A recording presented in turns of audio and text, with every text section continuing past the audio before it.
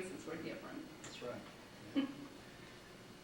Now, I kind of read in other interviews that the Birmingham Police Department was pretty prevalent in neighborhoods during that time. Did you or your family members have any contact with the Birmingham Police Department, and if so, what were they? Well, I never remember the police coming to our house, but I remember an incident where the man across the street from us, his name was Mr. Robert. And Mr. Robert, every Friday, he was a contractor, and he built homes, and during the summer I would actually work with him. But every Friday, Mr. Robert would get drunk. And we lived on a dirt street, gravel, and his house was directly across the street from ours. And we were on a dead end, so he had to bag out, and then bag out in front of our house, and then pull on, onto the street. And when he was drunk, we knew that we had to get out of the way, because when he pulled out, he was going to put it in low gear and take off and throw gravel up on our porch, I remember once he got drunk and he went out to the neighborhood store. And the neighborhood store was owned by white people. And that day, when he went up there, a policeman, an old policeman was there.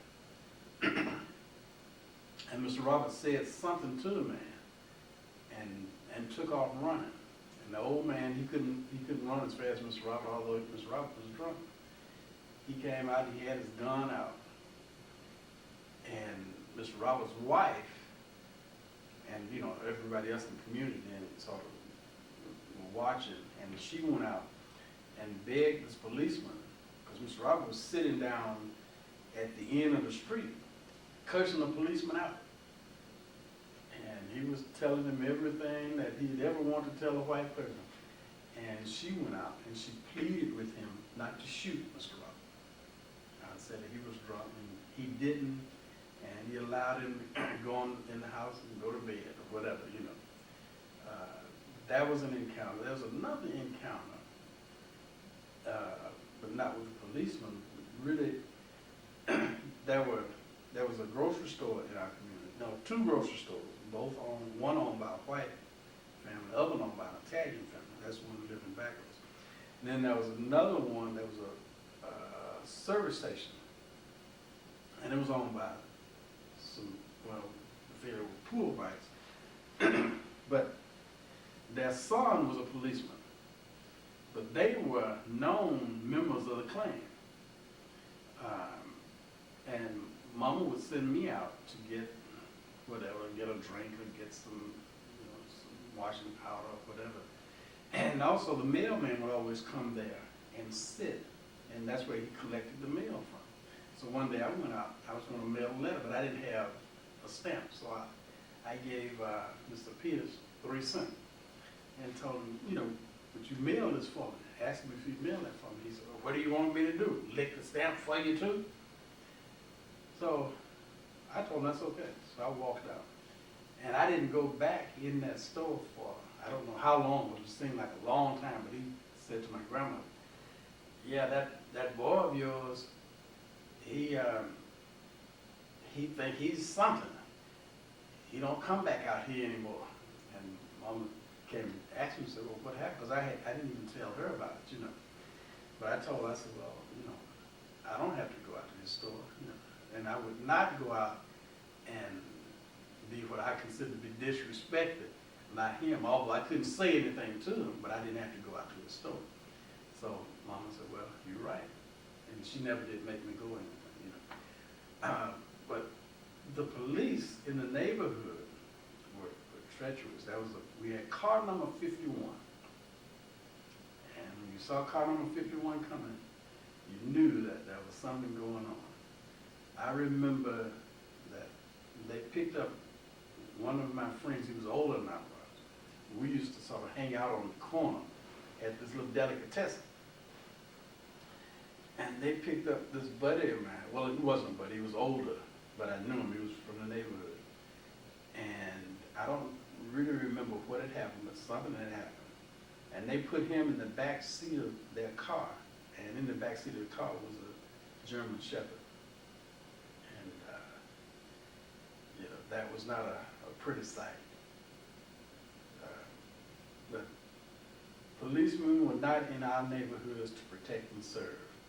They were simply there to control the community, and they did. So you pretty much realized this at an early age and knew exactly how turbulent the racial situation was in Birmingham. Yeah, there were all kinds of examples. Because I didn't have a father in the family, my grandmother wanted to make sure that I was manly, whatever that meant. So she would do, when I was 10, 11, 12 years old, she would actually send me downtown to pay the bills. We didn't have checking accounts at the time. I'd go downtown to pay, I remember walking to Alabama Power, to Alabama Gas, to furniture stores, Sokol's, and other places similar to that. But, you really don't think much about it at that particular time, but in retrospect, I thought about that. You go and get on a segregated bus, you sit in the back of that bus, you ride downtown, and it has the boards on it. So it's white on one side, colored on the other side. You ride downtown, you get off the bus, you go to Alabama Power. You have to go to the second floor. You can't ride the regular elevator. You have to either walk up or ride the freight elevator. She would always give me enough money to go to the show, get some popcorn, maybe buy a record or whatever. And I could always go to Newberry's. And I remember going to Newberry's and purchasing a hot dog. And get that hot dog, but once you purchase the hot dog, then you have to take it outside to eat it. You could not sit at the counter. And there was the Lyric Theater where blacks sat in the balcony, whites sat on the first floor. And we always say that was one of the mistakes that the segregationists made, because we would go to the Lyric Theater and get some water and just toss it down on them, And then we take off and go over to 4th Avenue to the famous, to the Carver Theater. So we was wondering, well, why did they make that mistake? Why would they put us up there? Because we had all the fun, I remember getting back on the bus to go home, going past the fairgrounds, never being able to go out. And I always wanted to go out to the fairgrounds because of the glamour. It just seemed that it was so glamorous. I always wanted to go to the Alabama Theater because all of the lights, and it was, more glamorous than the Carver Theater, whatever. Because I actually had a couple of friends who the parents were white, and they went into the Alabama Theater, and they would come back and tell us how glamorous it was, but I never got a chance to go in at that particular junction. The first time that I got a chance to go to a state fair, well, here, black people were given a day at the state fair. And my grandmother was a proud black woman. She said that if we couldn't go every day, we would not go in any days. So I never got a chance to go to the state fair.